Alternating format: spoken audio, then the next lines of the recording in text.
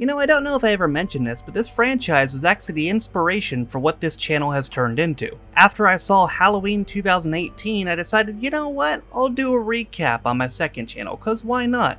That eventually led to the idea of doing more in-depth movie reviews, and here we are now, taking an in-depth look back at the original, Halloween 1978. Now originally it was going to be a little bit before I got to this franchise, but Captain over on Twitch used his channel points to request this review, so here we are. The original Halloween, released in 1978, basically kicked off the slasher horror movie boom in the 1980s, and may have been responsible for building the blueprint for Friday the 13th, Nightmare on Elm Street, and other horror franchises. The film tells the tale of deranged serial killer Michael Myers, who 15 years after killing his sister, returns to his hometown to kill some more people, because he feels like it, I guess. And unfortunately for a high school student named Laurie Strode, Michael takes interest in her, and begins stalking her, chasing her, and attempting to kill her, as well as others, throughout the entire movie. Now, the Halloween franchise has gone weird places since this film. It's resulted in an 11, soon-to-be 12-film franchise,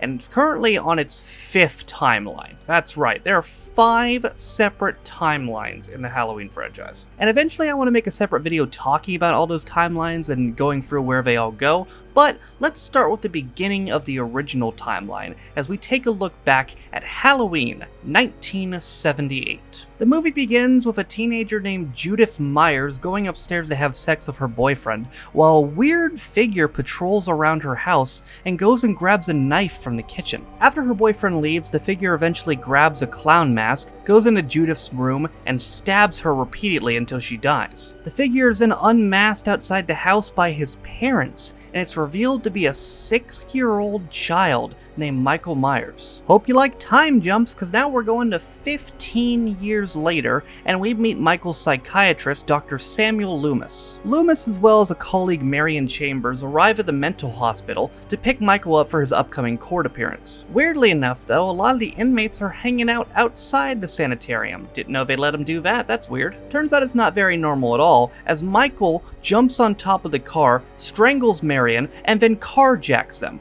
I don't know how the hell he knows how to drive, but screw it. The point is, he's gone, and now a deranged serial killer is on the loose. The next day, it's Halloween, and high school student Laurie Strode is walking to school. She begins walking with young Tommy Doyle, who she's going to babysit that night, and goes to drop off a key at the old Myers house, that hasn't been sold for 15 years ever since the incident. Unfortunate for Laurie, it appears that Michael has already made his way home, and now he has target lock on her. Michael then begins stalking her throughout the entire day, as while she's in class, she looks out the window and notices him standing there. It also appears that Michael has since acquired a mask as well as some overalls. Meanwhile, after school, Tommy Doyle is bullied by some older kids that cause him to drop his pumpkin. One of the older kids runs right into Michael, who thankfully to God does not kill the kid, and then Michael begins stalking Tommy for a little bit. Meanwhile, Dr. Loomis, who's about 70 miles out of Michael's town of Haddonfield, is calling ahead to the police department to let them know that he's coming. Loomis then sees a truck on the side of the road right next to him and goes to investigate it.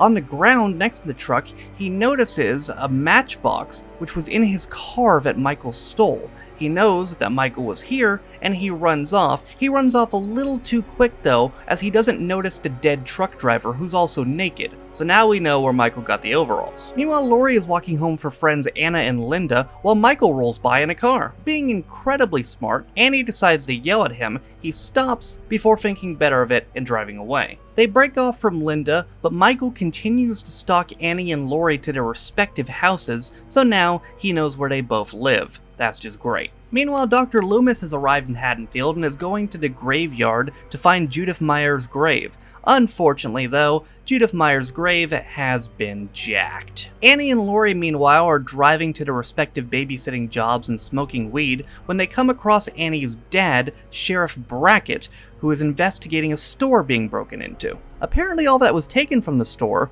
was some rope, a knife, and a mask. I'm sure that's nothing to be concerned about. As they leave, Loomis walks up and meets with the sheriff to let him know what's going on. As Loomis has his back turned, Michael just drives right behind him, right past him, and then Michael totally does not proceed to follow Annie and Lori to their babysitting jobs. I mean, he's right. Just look for your rear view mirror, for Christ's sake. Anyway, they arrive at their jobs and their babysitting houses right across the street from each other. That's convenient. You know who else it's convenient for? Michael, who followed them there. Annie is babysitting a young Lindsay Wallace who's about Tommy's age, and it appears Michael has decided to go after her first. Meanwhile, Loomis and the sheriff roll up at the old Myers house. They go inside and notice a dead, half-eaten dog on the floor.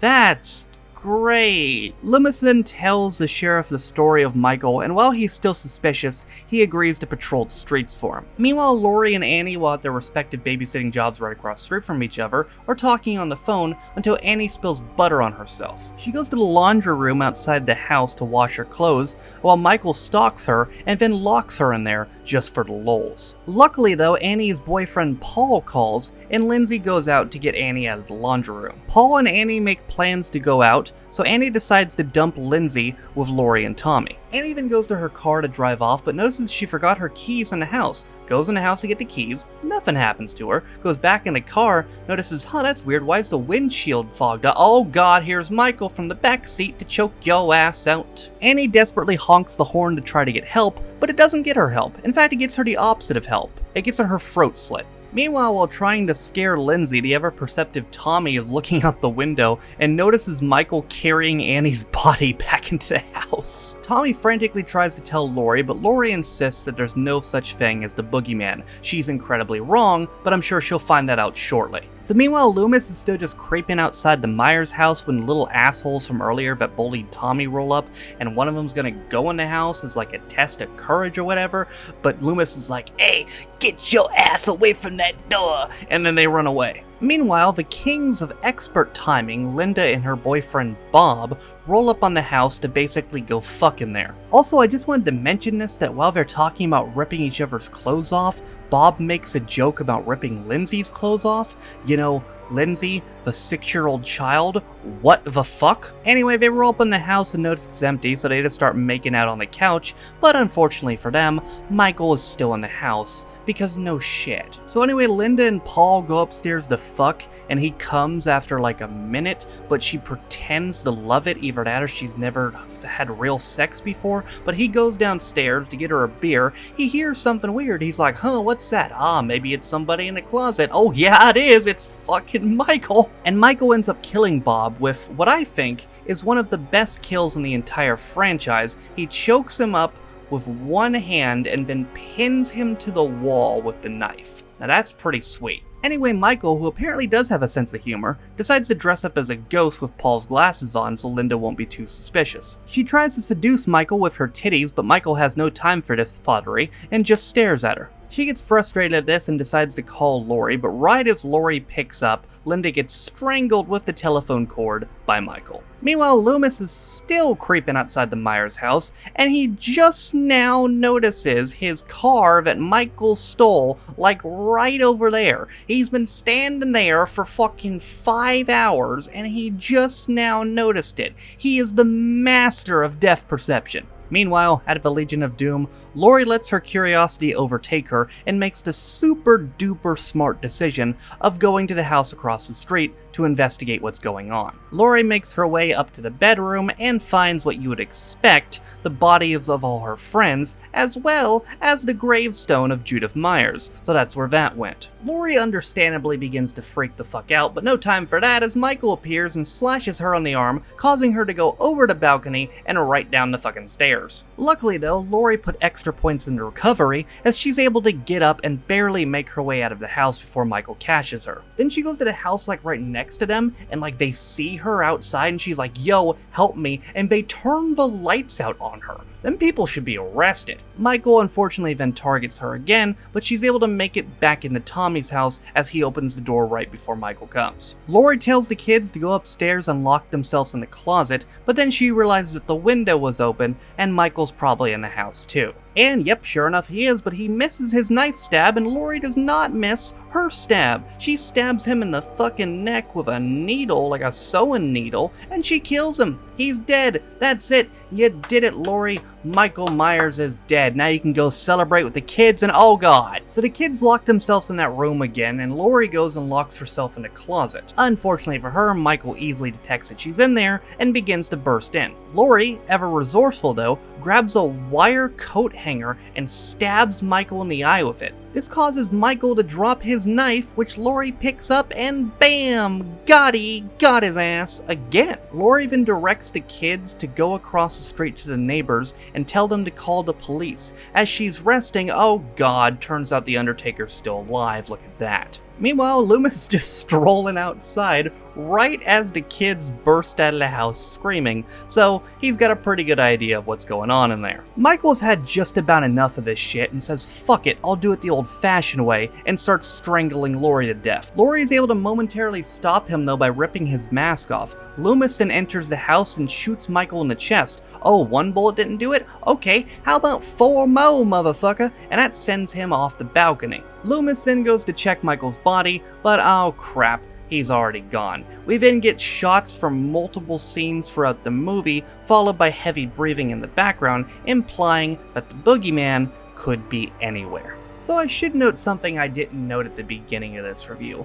While yes, this movie did inspire slasher films throughout the 80s, you could argue that it itself was inspired by Psycho in 1960, and maybe even Black Christmas in 1974. And you can say whatever you want about where this took slasher films, but you cannot deny that this was a hell of a start, and it definitely capped off something pretty cool. But you might be wondering, damn, what happened next? Did anything else happen with Laurie and these characters? Well yes, they did, as 3 years later they decided to make Halloween 2, which picks up directly after where this movie left off. And as you know, we make these review videos every Saturday, and turns out Halloween this year is on a Saturday, so how about we do Halloween 2 on Halloween. As far as this film goes though, despite multiple retcons, 5 different timelines, I kid you not, I will go through this eventually, there are 5 different timelines of Halloween, you know, and a lot of them not being good,